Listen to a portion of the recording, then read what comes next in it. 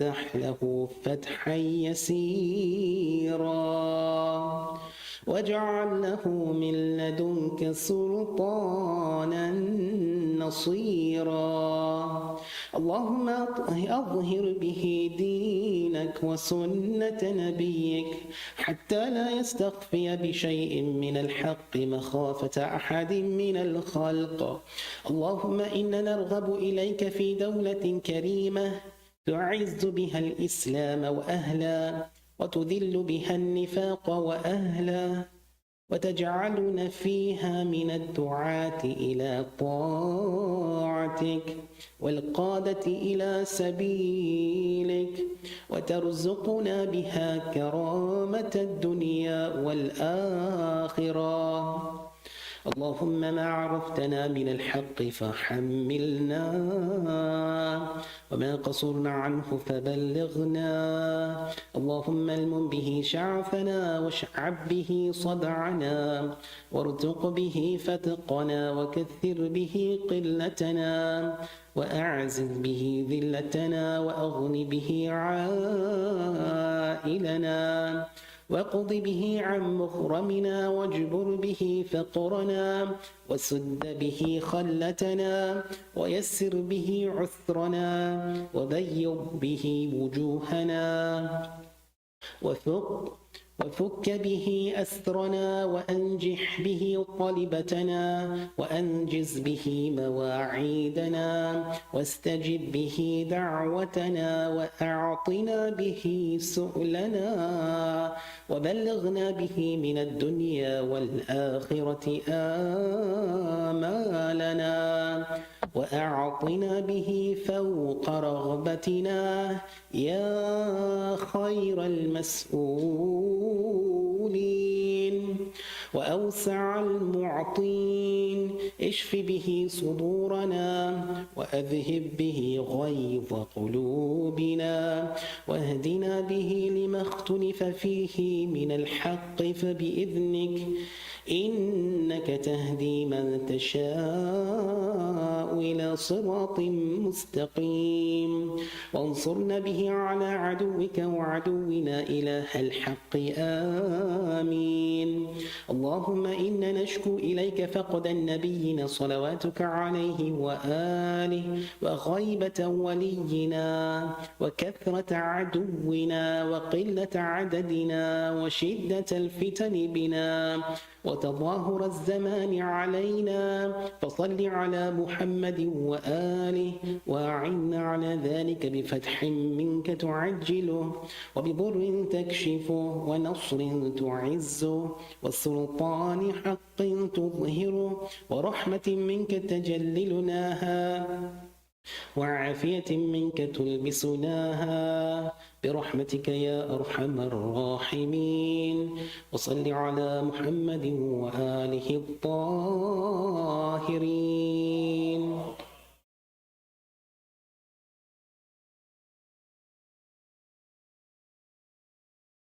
بسم الله الرحمن الرحيم. اللهم صل على محمد وآل محمد. اللهم برحمتك في الصالحين فأدخلنا وفي عليين فارفعنا وبكأس من معين من عين سلسبيل فاسقنا ومن الحور العين برحمتك فزوجنا ومن الولدان المخلدين كأنهم لؤلؤ مكنون فأخدمنا ومن ثمار الجنة ولحوم الطير فأطعمنا ومن ثياب السندس والحرير والاستبرق فالبسنا وليلة القدر وحج بيتك الحرام وقتلا في سبيلك فوفق لنا وصالح الدعاء والمسألة فاستجب لنا وإذا جمعت الأولين والآخرين يوم القيامة فارحمنا وبراءة من النار فاكتب لنا وفي جهنم فلا تغلنا وفي عذابك وهوانك فلا تبتلنا ومن الزقوم والضريع فلا تطعمنا ومع مع الشياطين فلا تجعلنا وفي النار على وجوهنا فلا تكببنا ومن ثياب النار وسرابيل القطران فلا تلبسنا ومن كل سوء يا لا إله إلا أنت بحق لا إله إلا أنت فنجنا.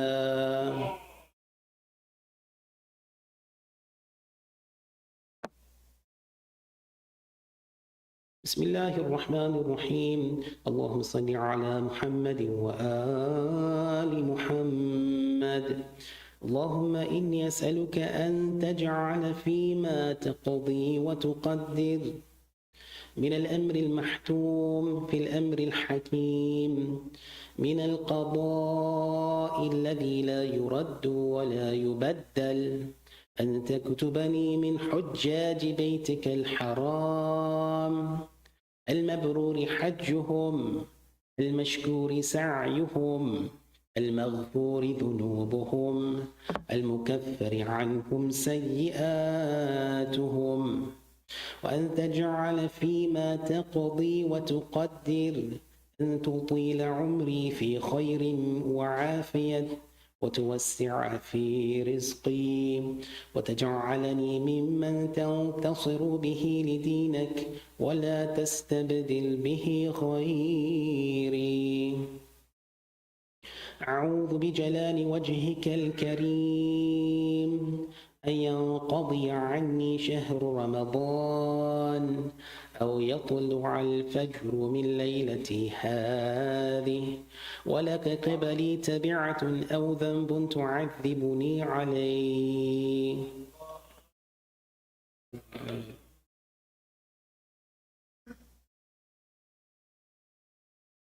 بسم الله الرحمن الرحيم. اللهم صل على محمد وآل محمد. يا ذا الذي كان قبل كل شيء ثم خلق كل شيء ثم يبقى ويفنى كل شيء.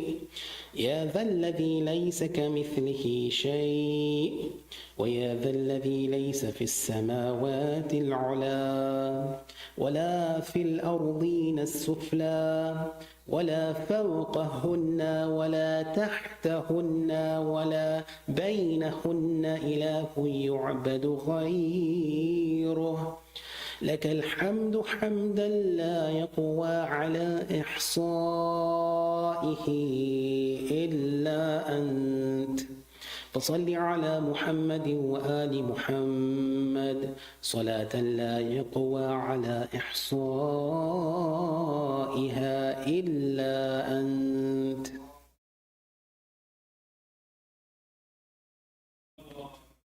بسم الله الرحمن الرحيم. اللهم صل على محمد وآل محمد. إلهي وقف السائلون ببابك ولاذ الفقراء بجنابك ووقفت صفينة المساكين على ساحل بحر جودك وكرمك يرجون الجواز إلى ساحة رحمتك ونعمتك. إلهي إن كنت لا تغفر في هذا الشهر الشريف إلا لمن أخلص لك في صيامه وقيامه فمن للمذنب المقصر إذا غرق في بحر ذنوبه وآثامه. إلهي إن كنت لا ترحم إلا المطيعين فمن للعاصين وإن كنت لا تقبل إلا من العاملين فمن للمقصرين. إلهي ربح الصائمون وفاز القائمون ونجى المخلصون ونحن عبيدك المذنبون فارحمنا برحمتك وأعتقنا من النار بعفوك يا كريم يا أرحم الراحمين. وصلى الله على محمد وآله الطاهرين. بسم الله الرحمن الرحيم. اللهم صل على محمد وآل محمد. اللهم ادخل على أهل القبور السرور. اللهم أغن كل فقير. اللهم أشبع كل جائع. اللهم اكس كل عريان. اللهم اقض دين كل مدين. اللهم فرج عن كل مكروب. اللهم رد كل غريب. اللهم فك كل أسير. اللهم فك كل أسير. اللهم فك كل أسير. اللهم أصلح كل فاسد من أمور المسلمين. اللهم اشف كل مريض. اللهم سد فقرنا بغناك. اللهم غير سوء حالنا بحسن حالك. اللهم اقض عنا الدين وأغننا من الفقر إنك على كل شيء قدير.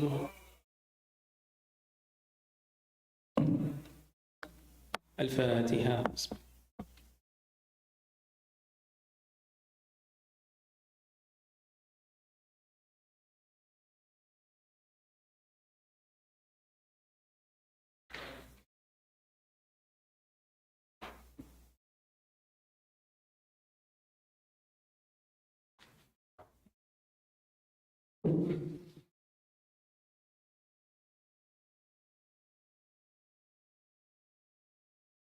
بسم الله الرحمن الرحيم.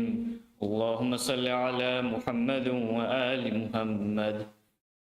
سبحانك يا الله تعاليت يا رحمن أجرنا من النار يا مجير.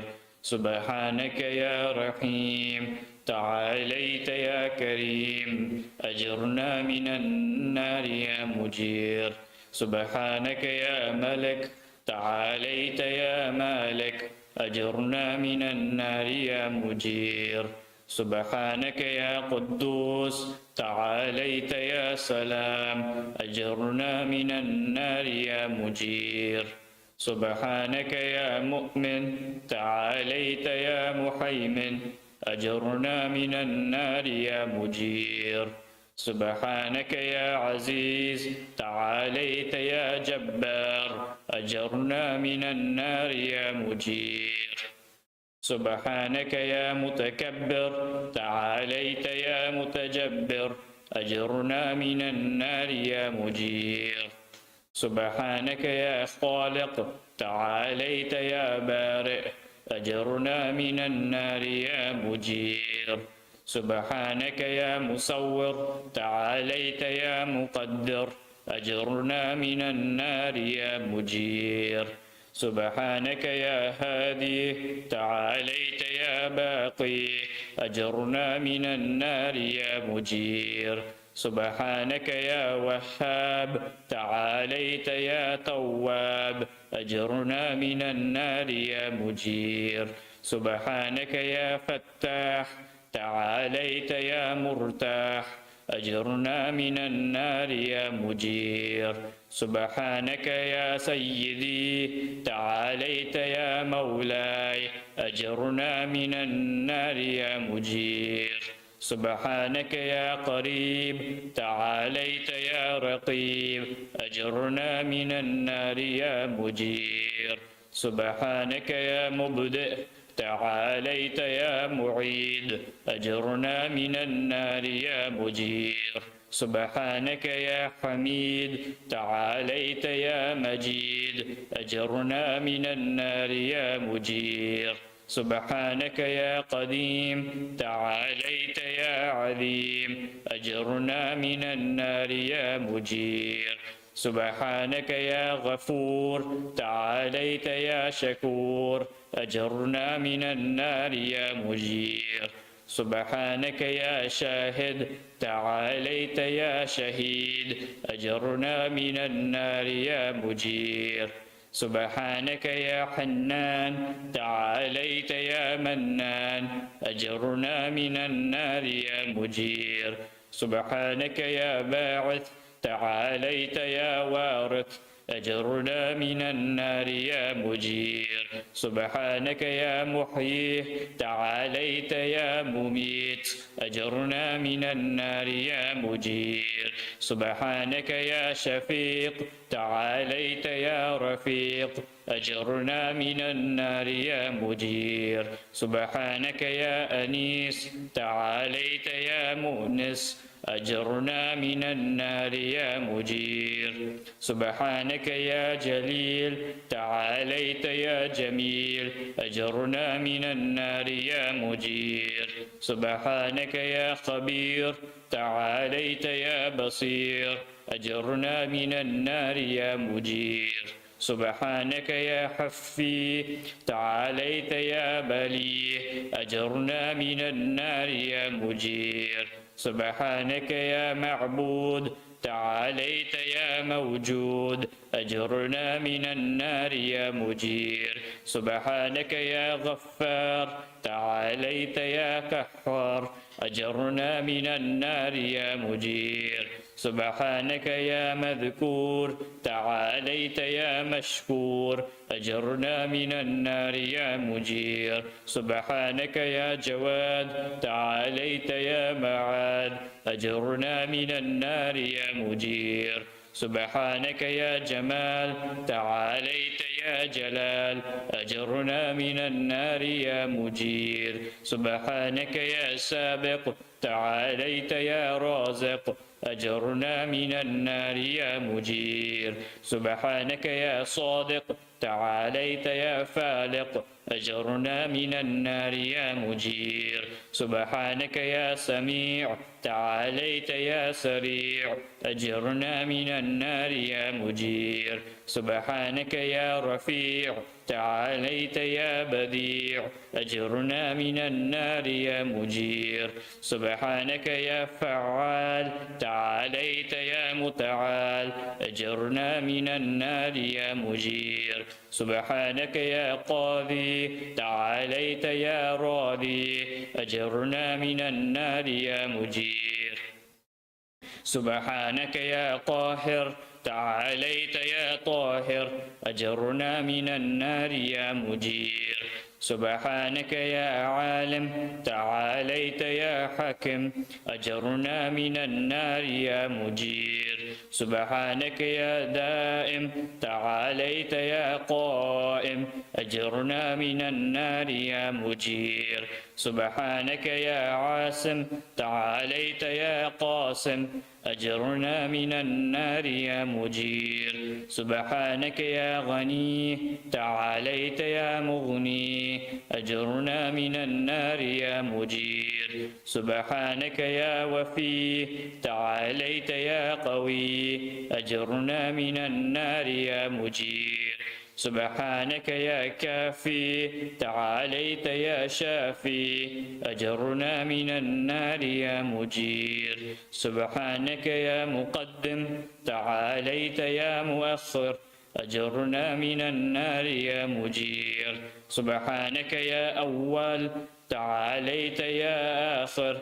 أجرنا من النار يا مجير سبحانك يا ظاهر تعاليت يا باطن أجرنا من النار يا مجير سبحانك يا رجاء تعاليت يا مرتجى أجرنا من النار يا مجير سبحانك يا ذا المن تعاليت يا ذا الطول أجرنا من النار يا مجير سبحانك يا حي تعاليت يا قيوم أجرنا من النار يا مجير سبحانك يا واحد تعاليت يا أحد أجرنا من النار يا مجير سبحانك يا سيد تعاليت يا سمد أجرنا من النار يا مجير سبحانك يا قدير تعاليت يا كبير أجرنا من النار يا مجير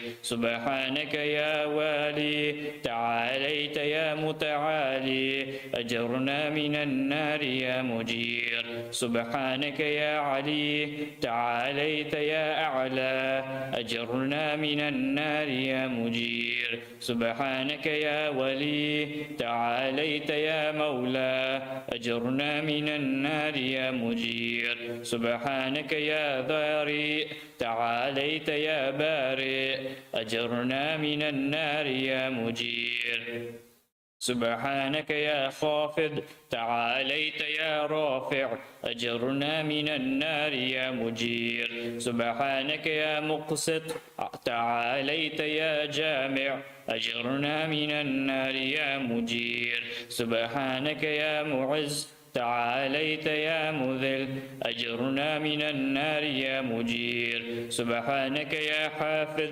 تعاليت يا حفيظ أجرنا من النار يا مجير سبحانك يا قادر تعاليت يا مقتدر أجرنا من النار يا مجير سبحانك يا عليم تعاليت يا حليم أجرنا من النار يا مجير سبحانك يا حكم تعاليت يا حكيم أجرنا من النار يا مجير سبحانك يا معطي تعاليت يا مانع أجرنا من النار يا مجير سبحانك يا ضار تعاليت يا نافع أجرنا من النار يا مجير سبحانك يا مجيب تعاليت يا حسيب أجرنا من النار يا مجير سبحانك يا عادل تعاليت يا فاصل أجرنا من النار يا مجير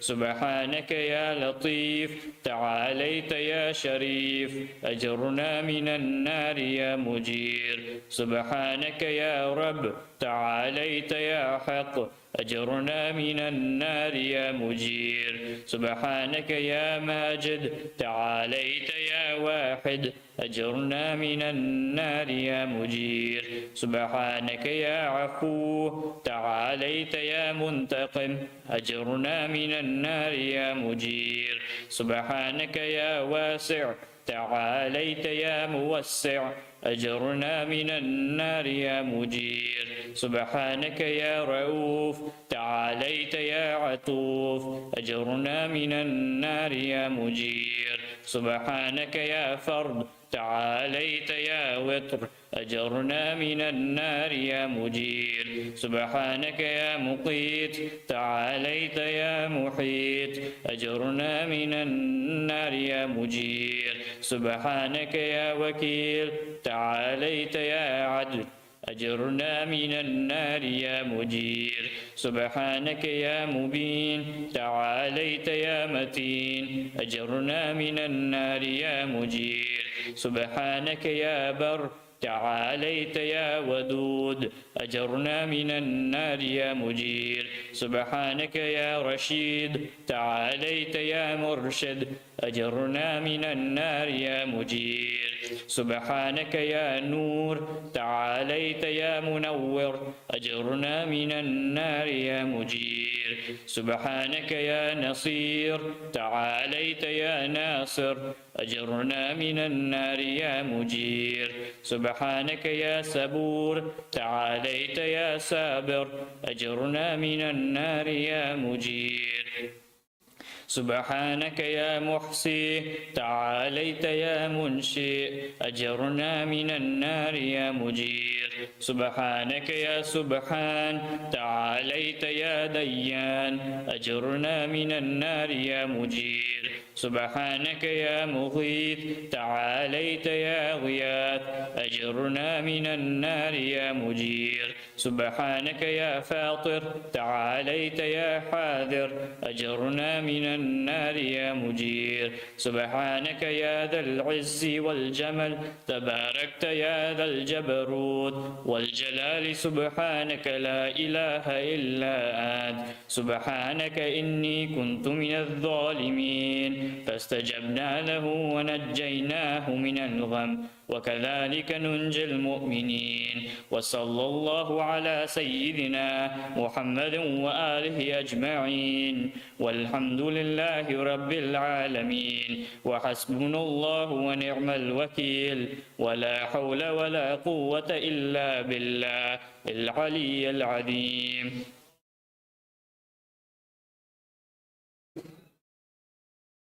فاطمة.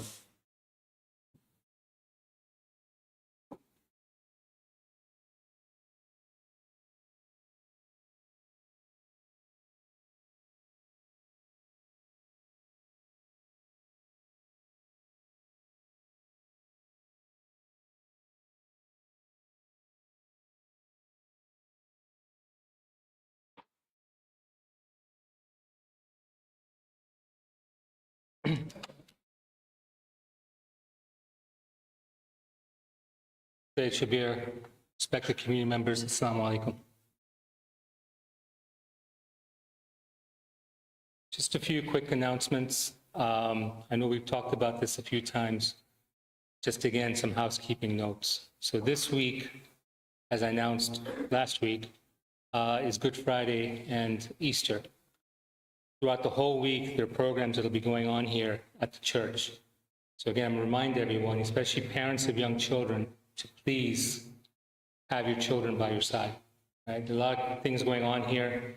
Kids playing ball now in the hallway.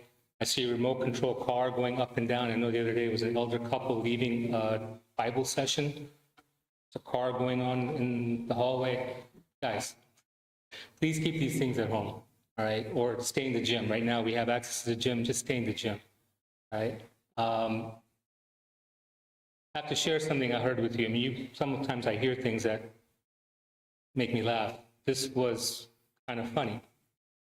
Yesterday, I know last week I said, if some of you see things, to act on the behalf of all of us to tell someone to correct that behavior if they see something.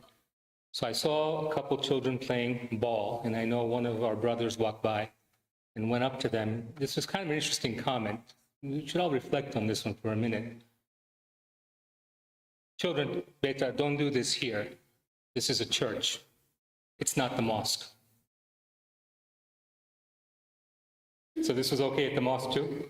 Just think about that for a second. It was okay there, right? Brothers and sisters, okay, we gotta really think about these things. What are we doing, right? How do we want to raise our children? Play ball at the mosque? Or come sit. If you come here on a Sunday, I'm here on Sunday sometimes. I have meetings with the folks here at the church. All the kids are sitting here in the pews next to their parents, or they have a workshop downstairs, right? They're not in the hallways. You don't see the gatherings by the bench outside here, right? Everyone's in this room. They come here for worship, right? So just think about that, okay? So again, just reflect. This month, like I said, we all want to get better. Guys, is the presentation up or what's going on? All right. So just think about that. Again, this week is going to be a crowded week here. Friday is Good Friday. They have a program that is concurrent with our program. So we will be downstairs for namaz and iftar. Their program in this room doesn't end till about 8:30, 9 o'clock by the time they leave. All right, so I'm asking everybody, please stay in the gym.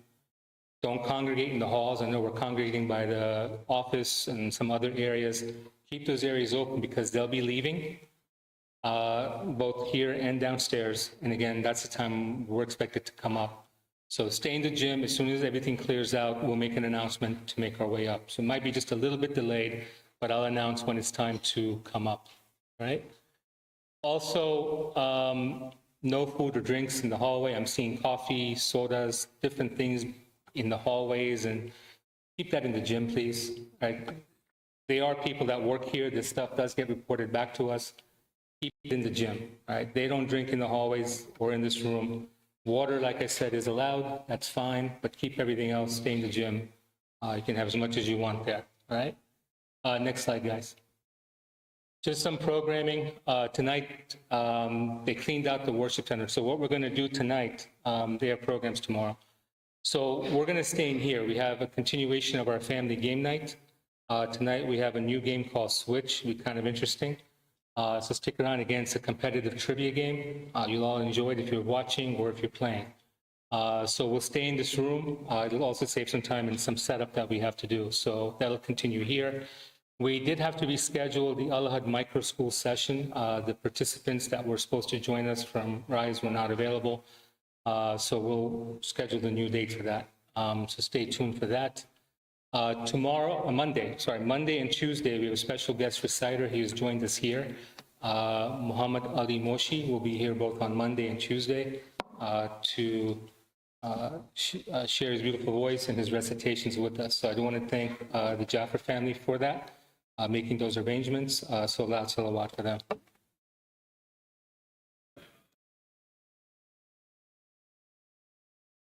Our speaker for the second half of Ramadan will be joining us on Wednesdays. A little bit delayed getting here. There was a possibility of that happening. Unfortunately, he's not able to catch a flight till Wednesday morning to do some work restrictions.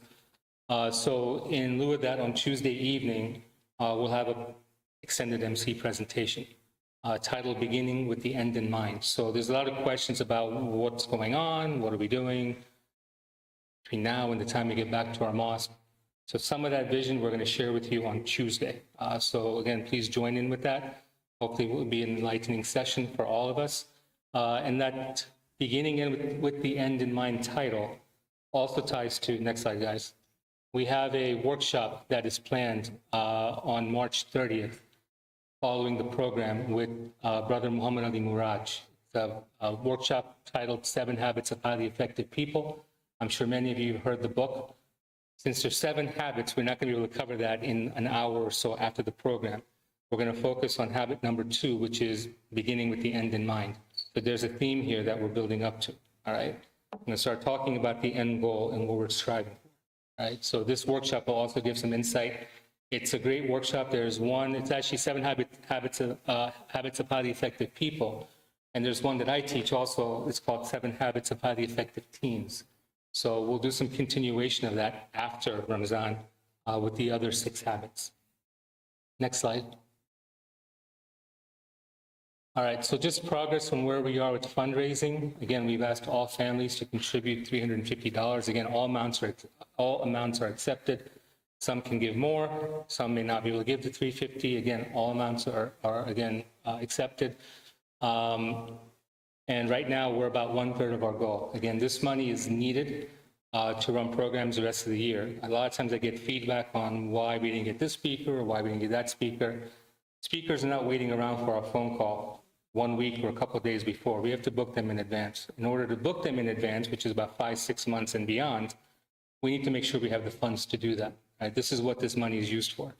Right? So if we hit this goal, we can start making some plans for the rest of the year on inviting some guest speakers to join us with some of the other Wiladats and Shahada programs that we have. So again, please donate generously. We also have, I believe, 4 sponsorship dates are still available towards the end of the month, I think the last week. Again, so thank you to all the sponsors who have donated and come forward, but we have 4 remaining. So again, I ask those who are able to, if you can sponsor another one, or those who haven't and can sponsor, please do so. That's the last slide. Yep. Finally, there's a book that was donated for children. It's a Ramzan activity book. All the kids that are right now in that workshop in room 202, the kids will get one. If you are interested for other children who may not be in that room, in the workshop, just head over there. The youth volunteers that are there will give you a book. What we need to do, though, is remember the marhumeens of the sponsors.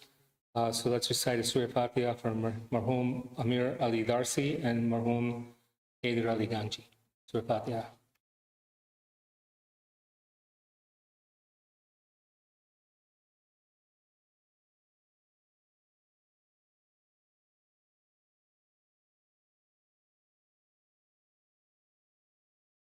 Let's all recite 5 times. I am Mujibu for all those who are in need of du'as here and all around the world.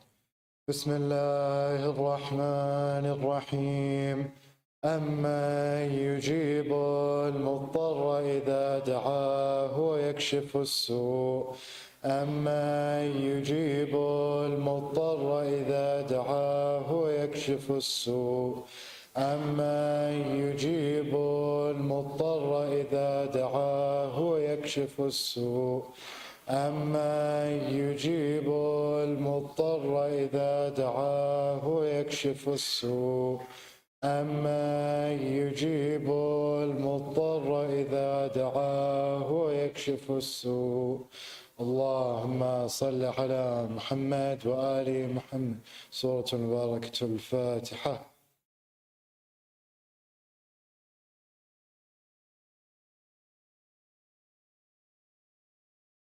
Let's all welcome Sayyid Karmani with a loud صلوا على محمد وآل محمد.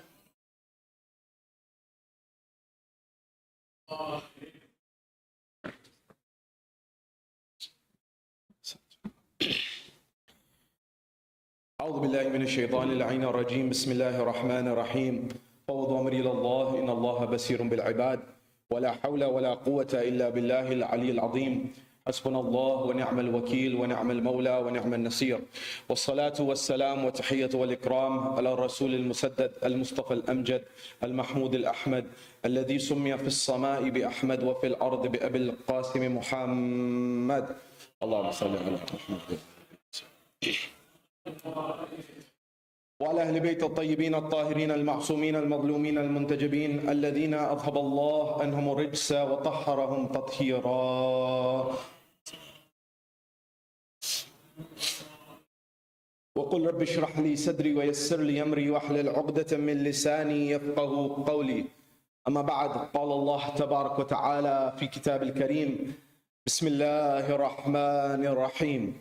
إن مع العسر يسرا. صدق الله العلي العظيم. زينوا مجالسكم بالصلوات على محمد وآل محمد.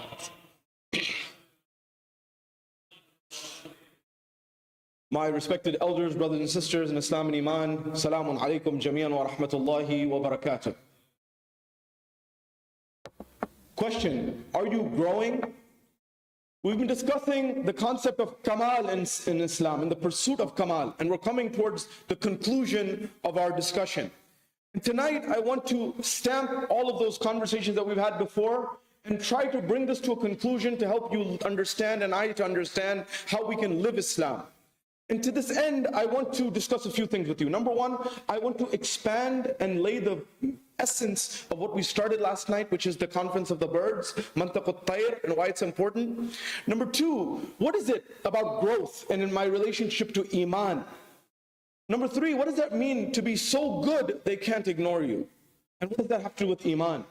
And the final element of what I will talk about is not to be naive, and how is it possible to have Iman, to stay away from naivete, and to make our mosques, our Husainiyas, our Imam Bargahs, a place where people feel that the wisdom of the Quran and Islam breathes life into them every day.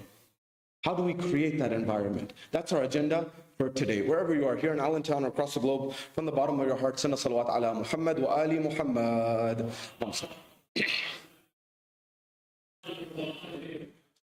At the first level, one of the things that I want to be, and I start these conversations with you and I'm thinking out loud. I'm speaking to myself as much as I'm speaking to you, because I'm trying to learn on this road as well. I'm trying to learn as much as possible to understand. So one question that I began with is, are you growing? Allah in the Quran says, Inna ma'al usri yusra. That verily, ma'a, with difficulty, ma'a, with it comes ease. We often say ba'd, sometimes in Urdu and other languages translated as with after hardship comes ease. But ma'a is with, it doesn't say ba'd, it says with. So there's a principle here that every difficulty gives you a gift with it. Every difficulty comes with a silver lining. So this comes now to the element of the next equation, which I mentioned in the beginning lectures, that this dunya is sijnul mu'min, it's a prison for the believer. But that does not mean that you and I are meant to sit at home and not do anything. Our job is not to be in a state of vacationing on the beach. Our job is to struggle as hard as possible to try to make this world a better place for myself, my family, my society, and my community. And that requires, but in that struggle there's a beauty. Because in that you become stronger. You know, I've had the opportunity to spend time and have mentors who are from the wealthiest people in our community, right? Now, I have to say this because in our world, it's a blanket statement that if someone's wealthy, that's what we look at. That's not the only basis. Nelson Mandela, I think, is great. He probably wasn't the richest guy in the world. But there's also another layer. How many sides to a coin? I'm hoping someone says 4 one day. You can get into the ridges and you can get into deeper levels. The point that I'm getting at here is, I have friends, right? Sometimes we judge people. We get judgmental. You know, someone gets a really nice car. Let's say they get a Lambo or a Ferrari or something, yeah? And we get judgmental, but we don't know the story. I'll tell you, when you spend time with people, you understand people. What does Imam Amir al-Mu'mineen say? That he who hates something, we hate that which we do not understand, that which we do not know, that which is foreign to us. What did Lincoln say? I don't know that. I hate that man. I don't like that man.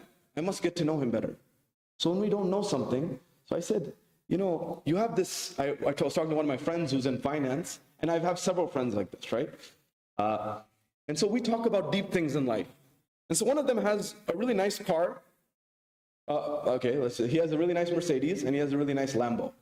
He has both cars. And so he said, he's in finance, and he said, you know, I sometimes, you know what did Ahlul Bayt say? كَلِّمُ النَّاسَ عَلَىٰ قَدْرِ أُقُولِهِمْ. Speak to people at their level, yeah? So he said, when I go to meet a client, I'm in the financial services industry, right?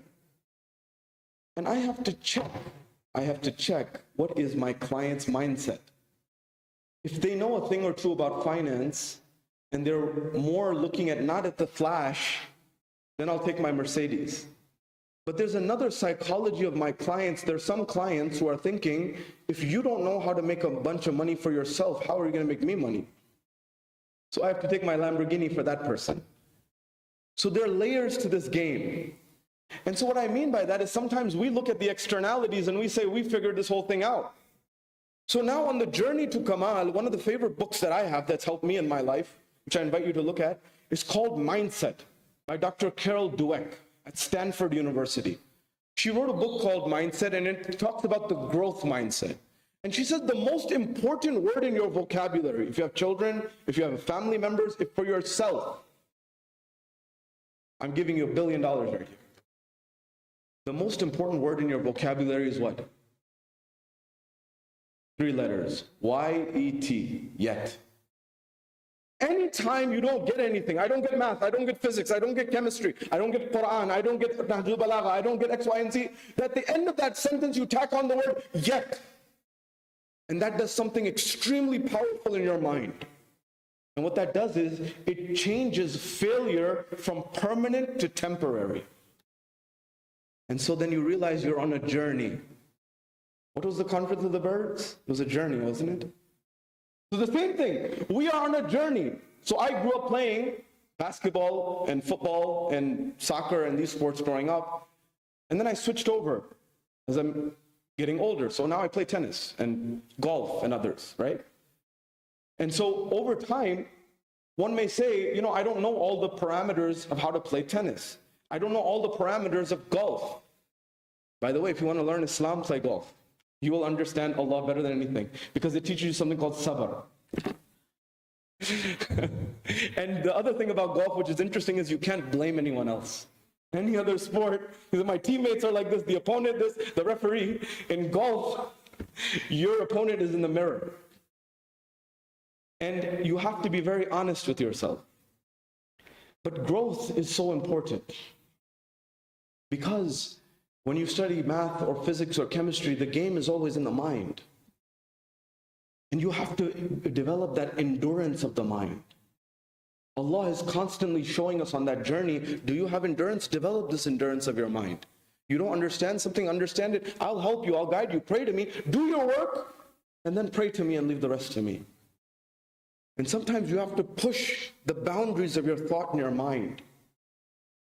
Allow me to explain. You remember the Cobra effect? The second order effects? You remember when the British came to India. And when the British came to India, they set up their camp in Delhi. And when they set up their camp in Delhi, they had a problem. They said, we're dealing with a problem that we've never dealt with before, which is what? Snakes. We don't know how to deal with snakes. So they said, we're going to solve this problem. What are we going to do? We're going to pay a bounty to the locals. And for every dead cobra they bring us, we're going to pay them amount of money. And so what happened? It was beautiful. What happened was all these cobras in Delhi, the number began to decline. But then when it began to decline, it began to stagnate. When it began to stagnate, then it began to rise. And so the British are looking at this data and they're saying, hold on a second, we're paying all this money and the cobras were declining, but now they're increasing. What's going on? So they launched an investigation. And when they launched an investigation, what did they find? They went and they investigated, and what they found was that because of the bounty program, where for every dead cobra they get some money, they realized that for the first time somebody had given the British a run for their money, and the Indians began to farm the cobras. And when I don't know if they were Gujarati or not, they might have been, but I don't think they were Gujarati, and you'll know why in a second. And anyways, so what eventually happened was the British got very upset. They said, we're paying all this money and we're getting played because they're farming. And they said from tomorrow we're not paying any money for any of these cobras. They got upset. And so the Indian farmers and businessmen, they said, oh really? They said, then you're not going to pay us? So they took all of the cobras and they released them into the town. So they had one goal and one niyat, which was to get rid of the cobras. That was their niyat. But the result ended up being, they ended up with 3 times more cobras. And the reason I think they're not Gujarati is because Gujaratis wouldn't have gotten caught. The Indians got caught. So that's why I think that they're different. Anyways, jokes aside, this is one aspect of the equation. The second aspect of the equation is this. Don't be naive. You know, when someone says, you know, I often hear people, you know, alhamdulillah, today people are living healthy. People are living healthy up to 90, 100, right? Sometimes people periodically pass away, it happens. But I was reading in the Washington Post, there was a rower, his body physically, his date of birth, you know, in medicine they're saying there's our date of birth and our biological age. These are different things. So you can be on a date of birth basis, you can be 90 plus, and he was about 94, but his biological age was roughly about 39 to 40, because he was rowing every day, right? And so what I'm saying similarly, you may hear people, have you ever heard, like, you know, you tell the elders, you know, diet a little bit, exercise a little bit, take care of yourself. And they'll say, we know death's going to come when it comes. Or they'll mention that, you know, you had some relative or your aunt or your nana papa or nani or something like that, or your dadi. She lived up to 95 and, you know, she had ghee and all that stuff, right? Another example I'm giving you. It's called the survivorship bias. You know the survivorship bias? World War II. World War II, for many of you, they say it was solved by mathematics, right? There were mathematicians who solved the dynamics of it, right? So during that time, the Royal Air Force had a situation, the British Air Force, the Royal Air Force. They were analyzing those planes that were coming back from the battlefield. And when they were coming back from the battlefield, they were looking at where they should reinforce them. The bullet holes. They wanted to see where are the bullet holes hitting the planes, and based on that we will reinforce those places so that when they go back into the field and fight, then they won't be as vulnerable to crashing, for example, right? So when there were a group of statisticians and mathematicians who came together and said, let's analyze these and we'll put an extra layer of metal to protect the airplane in those most vulnerable locations, which are judged based on how many bullet holes hit the plane. And so what happened? They started analyzing these. Now, you can't put extra armor on all of the plane, otherwise it won't lift off, right? And it won't be able to stay in the air. There's a problem. So you have to limit how much you can add. So this is an engineering problem, right? A mathematical problem as well, a statistical problem. So they all looked at it and they said it was so clear. Of all the airplanes that came back from the field, all of them had the predominant amount of bullet holes on the wings. And so all of the statisticians got up and said, we need to put more armor on the wings, because clearly that's where the bullet holes are. What is the Quran? One theme of the Quran is Tawheed, another is fighting groupthink. When everyone has gotten on one page and said, this is what reality is, do you have the courage to stand up and say, let's look at this again? One statistician stood up and he said, you're all wrong. They said, why? Why are we all wrong? He said, because you are only analyzing those planes that came back from the field. You are not analyzing those and including those planes that never came back. You need to go to the field and check those planes. And indeed, when they went to the field and they checked those planes that never came back, they all had bullet holes in the cockpit where the pilot is. And so they said, that's the solution. We need to reinforce the cockpit. So when your aunt or your mother lovingly says that, or your grandfather or someone says that person lived to 100, they're telling you that person lived to 100, but they're not telling you all of their friends died at 20 or 30 or 40. It's called a bias sample. You know bias sample? This is an example of survivorship bias. Why am I telling you these things? As a believer, I'm now getting into the meat and the essence of our future, of our communities. Our communities won't thrive until we're really real and very honest about things. One thing as a believer is we cannot be naive. What do I mean it can't be naive? The arbitration of Siffin, you know the battle of Siffin? 3 Muslim civil wars. Siffin, Jamal, Nahrawan. And you can learn a lot by studying Siffin, Jamal, Nahrawan, and you can also learn that by applying it to the likes of Karbala, and then you'll see the whole picture, it's very clear. And you'll see father and son. And you'll notice what was the essence of the ethics or the lack of ethics of one father, and what was the essence of the ethics of the other father. Amir al-Mu'mineen, for example, versus Muawiyah, for example. Or on the other side, as time progressed, then you had Hussein and Abbas on one side, and you had Yazid on the other side, for example. It becomes clear as day. And you find that Imam Ali had difficult parameters he had to deal with. Remember, he said, I can beat Muawiyah at his own game, but my principles don't allow me to stoop to his level. But despite that, he won. That's amazing. To uphold principle and still win, that's incredible. Incredible. So when it comes to this, what does it mean? That's why the poet Hanis again says, Do hi jawan dekhe hain, dono jahan mein. Do hi jawan dekhe hain, dono jahan mein. Abbas Karbala mein, Ali Nahrawan mein. Allahu Akbar. That even though Amir al-Mu'minin was older in Nahrawan, but the way his spirit was so young, you could never tell because he was finishing the enemy left, right, and center. So this is Siffin, Jamal, Nahrawan. This is something that is very deep. And I wish I could explain this. This is a couple lines of poetry, but it sums up the whole history. And I'll get to Siffin, and you'll understand why I mentioned this. जल रहे हैं जो दिए उनको बुझाया जाए आज बस शम्मे मवद्दत को जलाया जाए और शाम वालों ने ये दस्तूर बना रखा है. I need to explain. There's Quran and Natiq and Quran and Samit, right? Do you remember what happened in Siffin? That on Siffin there was a moment where Imam Ali is winning, right? And he's about to finish it, and they put those swords, they put the Quran on spears.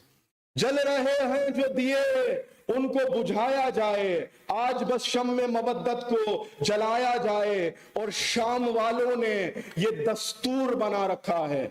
शाम वालों ने ये दस्तूर बना रखा है हार कर नेज़ों पे कुरान उठाया जाए. Allahu Akbar. That the poet is saying that this has become a custom, a habit, a dastur of the people of Sham, Muawiyah and Yazid. When they're losing the battle, they put the Quran on spears. The father put the literal, the Quran that was Samit on the spear, the son put the Quran and Natiq on the spear.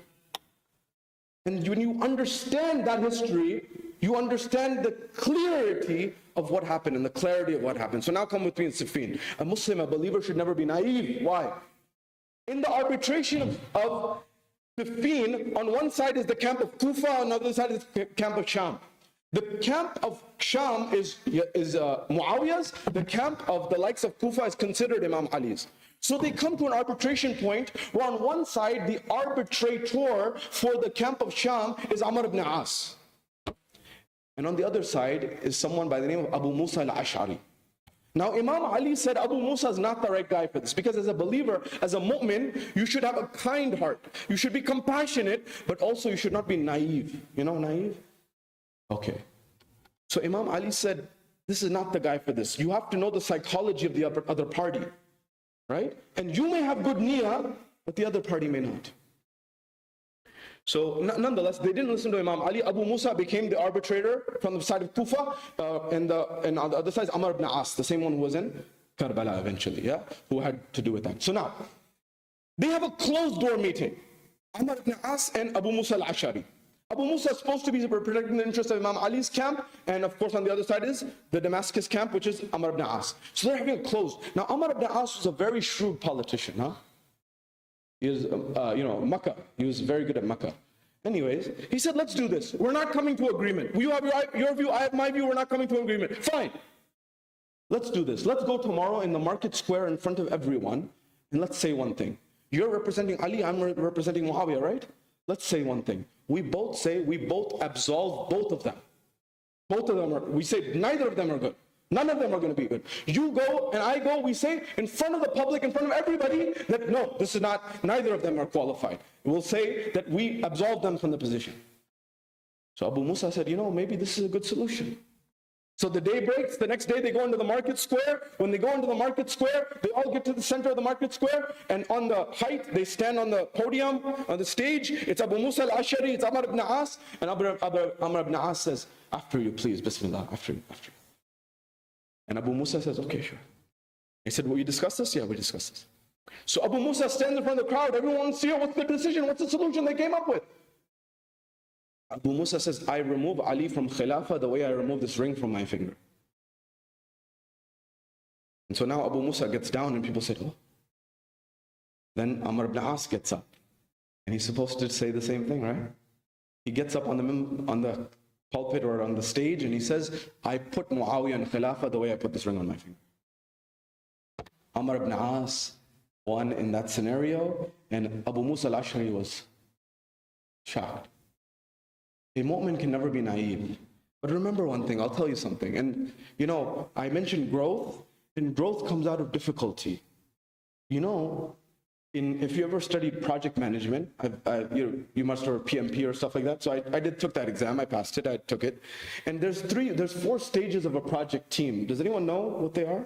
The first one, when the team forms, there's forming, storming, norming, performing, right? And so through difficulty comes another side on the other side that you start performing. But first there is some difficulty in the beginning, right? You have to be honest, you have to get things out there, right? Remember, growth necessitates difficulty. It's the iron, when it's struck with heat and pounded eventually, that's when it's made, right? I mentioned something the other day, that sometimes in our mosques, in our Husainiyas, on the outside it says Imam Muhammad Ali Mosque, Hussein Mosque, this, that, and the other. Outside it says Imam Ali Center, on the inside it's Muawiyah politics. You want proof? I'll give you real proof. I'm at the stage in my career where I'm trying to be as honest as possible for the future of our generations, because I see it as clear as day.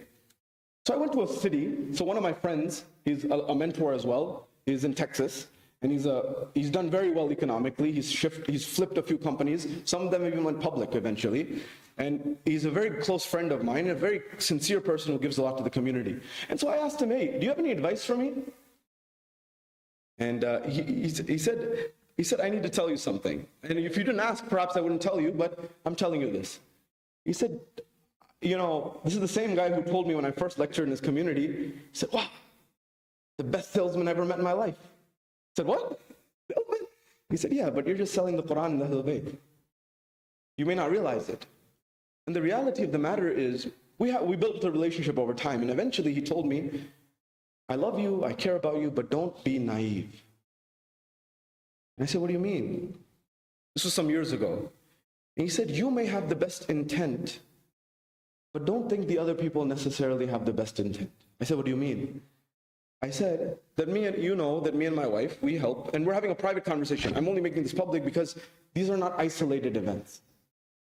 Whenever someone tells you something, know that there's a group who thinks similarly. It's not a one-off. That's why there's no bad questions. If you have a question, I'm sure 10 other people have the same question.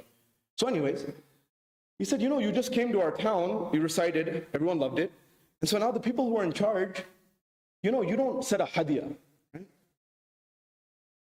Things are changing. What was that line that Iqbal said in Jawab-e Shikwa? तुम में हूरों का कोई चाहने वाला ही नहीं, जलवाए तूर तो मौजूद है, मूसा ही नहीं. He said that the light and that ray that was there for Musa, it's still there, but you've changed. There's no Musa anymore. So I'm here to tell you, perhaps we've changed. What do I mean? So I'm having this conversation. He said, you're very nice, you're kind, you give everything to the community, your knowledge is amazing, you're secular, religious, all that, blah, blah, blah, right? But he said, don't be naive. I said, what do you mean? He said, you don't set a hadiyah for how much you recite. I said, no, I don't. So you know what happened after you left? I said, what? So the guy after you did set a very heavy amount of how much hadiyah they wanted. And after you left, they were saying, the people who were collecting the funds were saying that you demanded this amount. And because everyone was willing to pay that amount for you, they were not willing to pay it for the person who was coming after you. You were not demanding, the person after you was demanding. And so they collected a bunch of money using your name for somebody else. And I said, wow, this is happening in Shia mosques, huh? I'm not very optimistic about the future if things like that continue between me and you. And when they were asked, can you show the transparency about what's happening? There was no transparency. Huh? You have some good Zakirin, ulama, khutaba here. There's a saying, what's it called? Ghar ki murgi? Dal bra. I know, jab tawakko hi ut gayi ghalib, kyun kisi ka gila kare koi? Anyways, why am I saying this? It's funny, but you realize the reality of, I'm saying this in the boat, in the ship with you. You can see what we value in our communities and our societies. Anywhere across the globe you go, you'll find that our funding, our food, the food niyaz is always in surplus. I spend time with Maulanas. Sometimes when I travel overseas, I'm sitting with a Maulana and, I'm telling you all the behind the curtain stuff that you don't hear, yeah? And so I'm sitting with the Maulanas, and some of them are older, they speak Farsi or Arabic or Urdu, and we're talking to each other and we're conversing with one another. And they say, they sometimes open their heart and they say, times are changing. They say a dak, beta, or like whatever they're saying. Like as a younger brother, they'll say to me, times are changing. I say, what do you mean? For me, it may not be a big deal. It may even be a convenience. So they'll say, Maulana, can you take an Uber? I'm like, sure, it's easier for me. But then they tell a 65-year-old Maulana, can you take an Uber to the masjid? You know how many Maulanas in America that I know are driving Uber to make ends meet? What that tells us about our community is that we don't value knowledge. And that tells me everything I need to know for the future of my community. I'm in a very unique position in Orlando. I'm speaking very honestly. And I probably wouldn't be in another position other than that. The community the team there's been very generous. They've also been given a safe space to be able to say things that you're not able to say other places. So there's self-censorship and then there's community censorship that happens. I'm telling you this because you need to be aware of this. Because most of our Imam Bargars, our Hussainiyas, our Jamaats are not being run Islamically. Not most, let me not say it that extreme. But many of the elements are not Islamic. And believe me, when you see through that, it leads to a decline. If you can see it, I can see that. You don't think your kids are going to see that? You say, Baba, Mama, why am I going to waste my time? This is munafiqat. This is the same thing that we curse Yazid and Muawiyah for. We're doing in our own centers, huh? I'm trying to shoot as straight as possible. So when I hear someone telling me that I'm tired and I'm not available for sessions, that doesn't make me very happy, does it? By the way, I go to the gym during Ramadan twice. Right? I'm going to the gym and I'm swimming, neck down, right? So it doesn't go batil. I'm listening to my audiobooks and I'm learning and I'm exercising. So if anyone tells you otherwise, it's not true. You're hearing it from the horse's mouth. I'm here to serve you. You need anything. I want dialogue. I want sessions. I want more things. So I'm saying this because I care about you. I love you. And one of my favorite quotes is, nobody cares how much you know until they know how much you care. And I care deeply about you. I care deeply about our community. I'm telling you honestly, my PhD is in industrial engineering. Nobody loses as much money standing up here as I do. Every time, I've done the math, and I lose $1,000 every time I stand up to speak. Minimum. So let me ask you a study. And again, I'm joking with you. I'm a little up, but it's lighthearted. And I don't expect you guys, what if I said, and it's not about me, it's about the broader spectrum, right? What if a Maulana comes here and says, you guys say your hadiyah is $500. Let's just give an example. And I say, can I have $600? Does that make me a jerk? Does that make me a terrible person? What if I say 700? I know you guys won't give me 500 Jeopardy points, let alone extra $500, right? But I'm saying that this is the dynamic of our equation, of our community. I'll give you another example. In different communities, there's different respects of Maulanas. This is what they tell me. I'll tell you a true story. So there's friends, because I've always been in management and also lecturing. I never planned to be here. There's some people who I've met in this community in Orlando, extremely generous. And there's some people, you know, in Islam, there's 4 categories of giving and not giving, right? There's la'im, as you know this. There's bakhil, there's sakhi, and there's kareem. La'im is the worst. La'im is a spiritual disease. La'im is the person, they can't give and they cannot see other people give as well. That's a spiritual disease. That's like spiritual cancer. Some people have this. That I'm not going to give, but nobody else is going to give either. That's a huge spiritual disease. Then there's bakhil. Bakhil is the person that, okay, other people can give, but I'm not going to give, no way. That's the second stage. Then there's the third stage, which is sakhi, sakhawa. Sakhawa is, I will give, someone else doesn't give. Like, if I have, I'll give. If I don't have, I won't give. But then there's another stage, which is kareem, karam. That is when it doesn't matter you have or not, you give. الذين ينفقون في السراء والضراء والكاظمين الغيظ والعافين عن الناس والله يحب المحسنين. Those who give when they have and when they don't have, in good times and bad. الذين ينفقون في السراء والضراء والكاظمين الغيظ, and they control their anger. والعافين عن الناس, they forgive the people, right?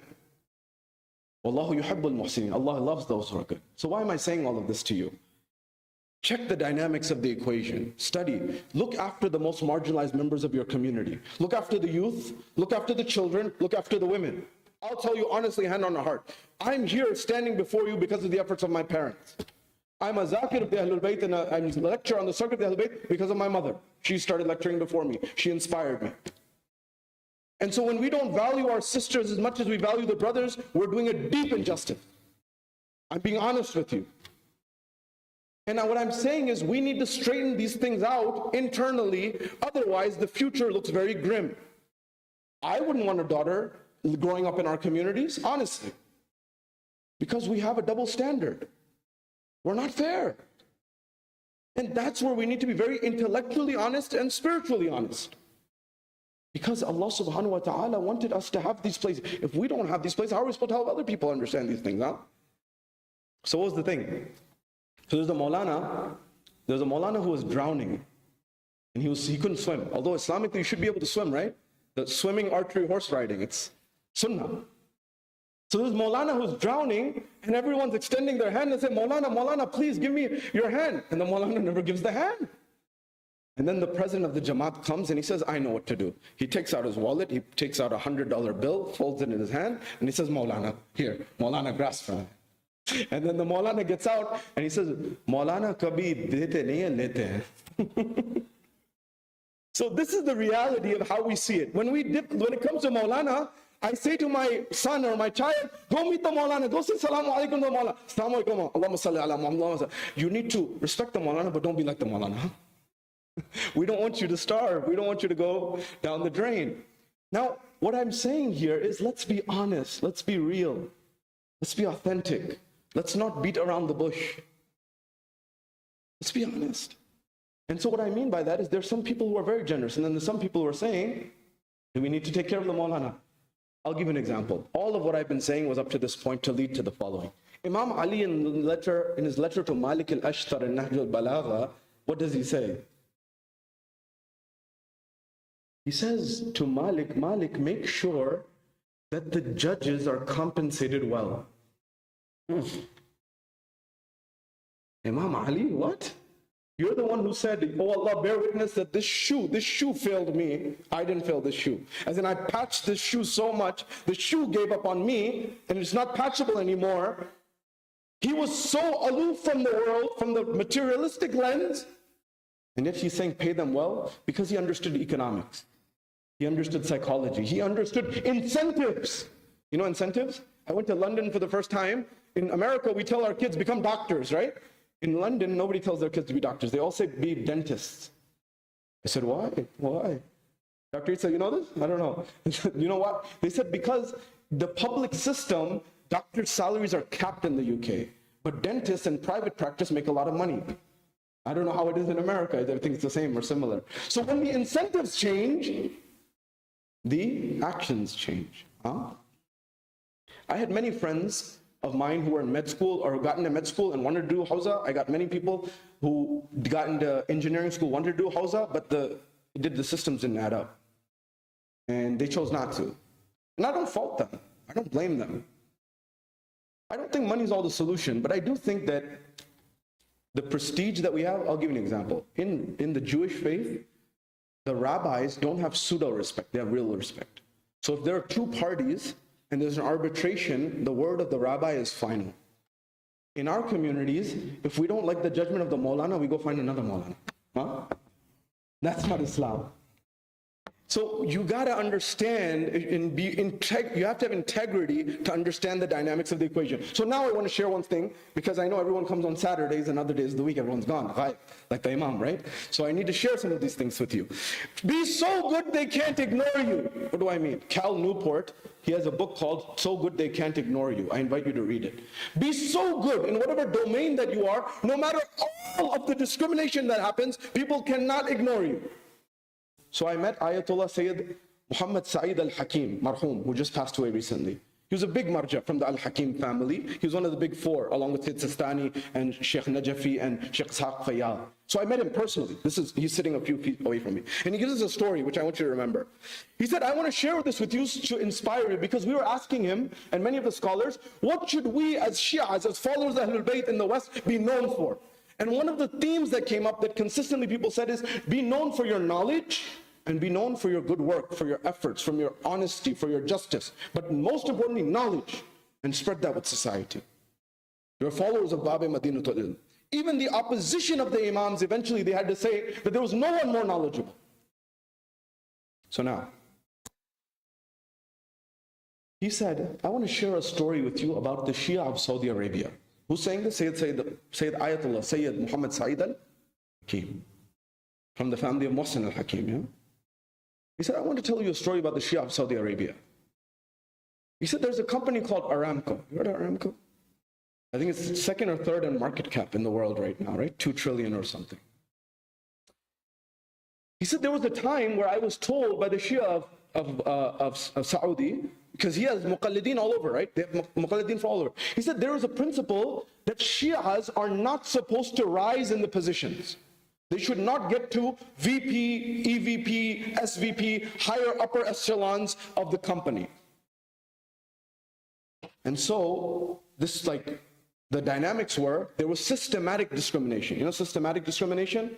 No matter how hard I work, no matter what I do, eventually I get undercut at some point, and there's a glass ceiling that stops me. So now, he said eventually, this was the policy. But then they did an audit after a year or 2 years. They did an audit. And when they started looking at the VPs, SVPs, all the names were Ali, Abbas, Hussein, Hassan, X, Y, and Z. So the people auditing said, what's going on here? Didn't we say we have a policy, not officially, but unofficially, that none of these guys should be making it to the top upper echelons? And the response came back, we don't have a choice. Because they are so honest. They are so hardworking. They are the best of the best in the work. We cannot keep them grounded. No one else is there to do the work. We have to promote them. So good they can't ignore you. This is Iman. This is taqwa. That you are so good that people say that I don't have a solution. What happened when Abu Bakr didn't have a solution, when Umar didn't have a solution, Uthman didn't have a solution? They all said, call on to Ali ibn Abi Talib. Call on to Ali ibn Abi Talib. What happened during the time of Imam al-Baqir? The biggest economic crisis of the time, the mint, the minting of currency during the time of Imam al-Baqir. The Byzantium, the Roman Empire, had a monopoly on currency. And they didn't know what to do because they didn't know how to mint currency. And they were saying that we will control you because we control your currency. And they didn't have a solution. And they said, we call on to Muhammad al-Baqir. And he's the one who solved the financial currency problem. He told them and taught them how to mint coinage. They were using Imam al-Baqir then, they're still using Imam al-Baqir today. Be so good as a believer, a follower of Ahlul Bayt, be so good they can't ignore you, they need you. You want another example?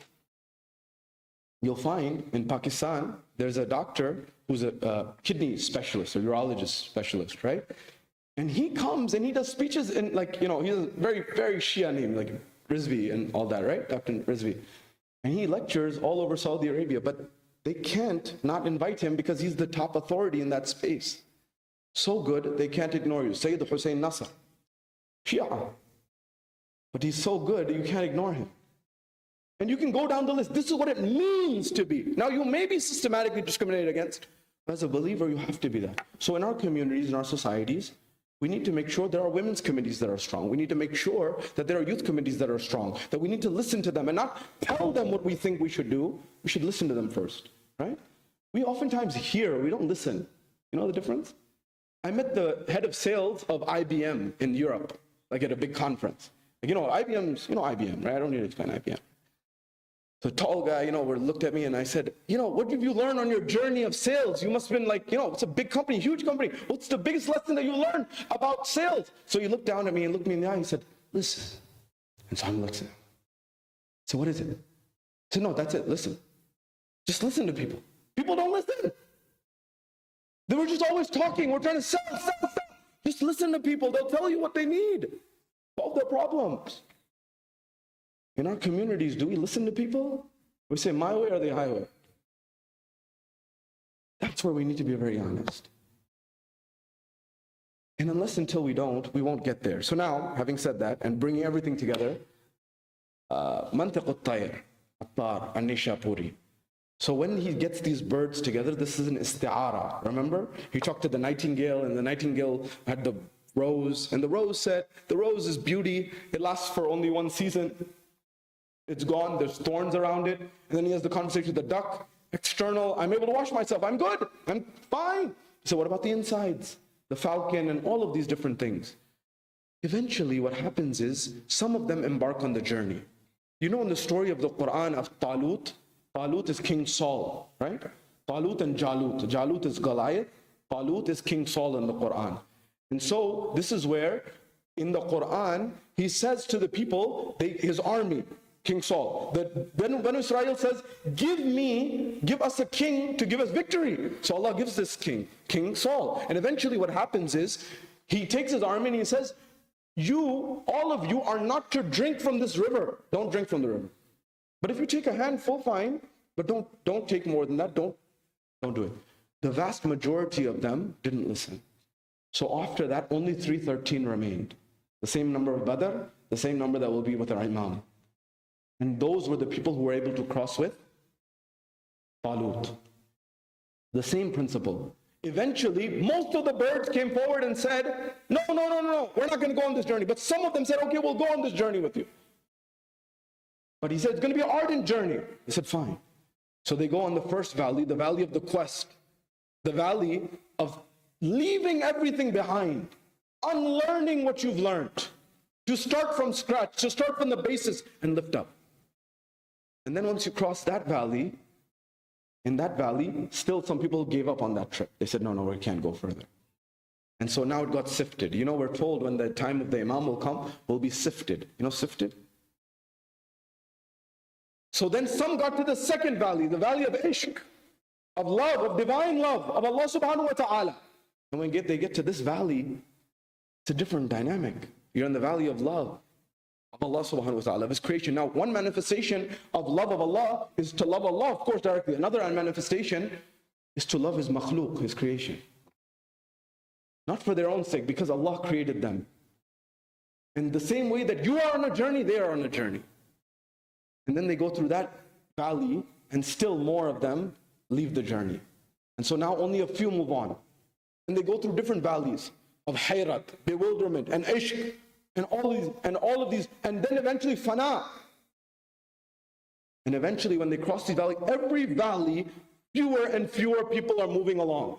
Up until the point where they cross 7 valleys and they get to this destination. Because in the beginning, the hudhud bird, they asked him, where is Simurg? Where is our phoenix bird? Where is our king bird? And hudhud says, in this isti'ara poem, he says, he's by Mount of Kohkaf, which is in modern day Russia, in Kohkaf.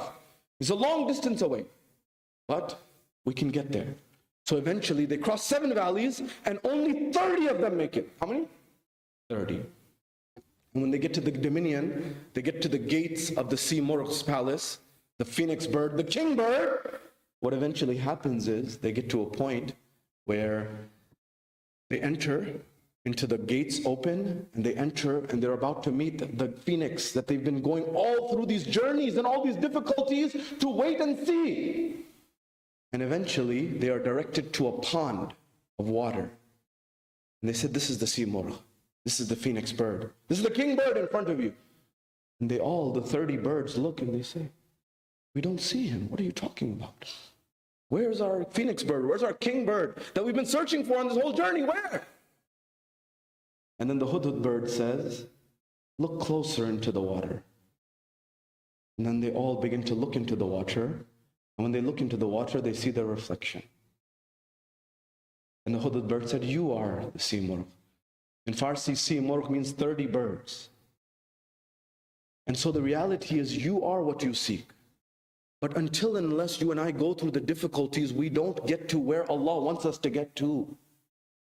Nothing comes without struggle and toil. Allah has said this throughout the Quran. So what I'm telling you and I is, stand up, do something. You have a huge opportunity in front of your eyes. Make something of it. Don't be like, what I said yesterday. Maulana is looking around. Who's here? Is there any help? Nobody? Be the change you wish to see. That's what Imam Hussein teaches us. That's what Imam Ali teaches us. That's what Karbala teaches us. What did Iqbal say? Tere darya mein tufan kyun nahi hai? Khudi teri musalma kyun nahi hai? Abas hai shikwaye taqdeer yazdan, tu khud taqdeer yazdan kyun nahi hai? He said, it's useless, it's pointless to complain about the destiny of God. Why aren't you the destiny of God? Create the destiny of God within you. You go to God and God will say, I had huge dreams for you. You know what the saddest tragedy is in the world? It's not a Bollywood film, huh?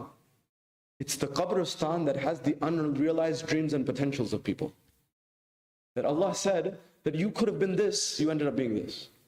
That Allah said, after creating you and talking about embryology and your stages and of all of the creation, Allah says, فَتَبَارَكَ اللَّهُ أَحْسَنَ الْخَالِقِينَ. That you're my أحسن الخالقين. What did you do? You ate, slept, died. My animals did that too. Do something. Change the world. This is what the Ahlul Bayt teaches. This is what Islam teaches us at its highest level. So now, putting all of this together, be the kamal which you wish to seek. Do something difficult, do something hard, do something outside of your comfort zone, right? Push the envelope of what's possible. And then see what blessings of Allah come into your life. وصلى الله على رسول الكريم وعلى أهل بيت الطيبين الطاهرين رحم الله من سورة وبارك الفاتحة مع الصلوات. اللهم صل.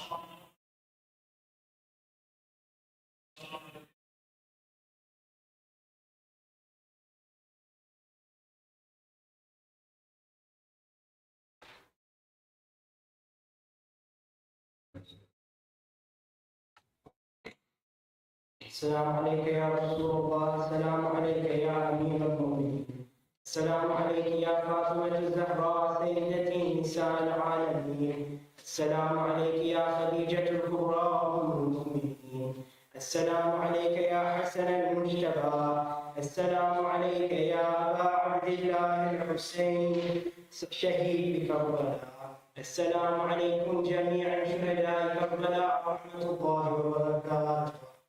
السلام عليك يا تسعة المعصومين من ذرية الحسين، علي بن الحسين ومحمد بن علي وجعفر بن محمد وموسى بن جعفر وعلي بن موسى ومحمد بن علي وعلي بن محمد والحسن بن علي. السلام عليك يا صاحب العصر والزمان. السلام عليك يا خليفة الرحمن. السلام عليك يا إمامنا وإمام الإنس والجان. عجل الله فرجه وسهل الله مخرجه وظهوره. السلام عليكم جميعا ورحمة الله وبركاته.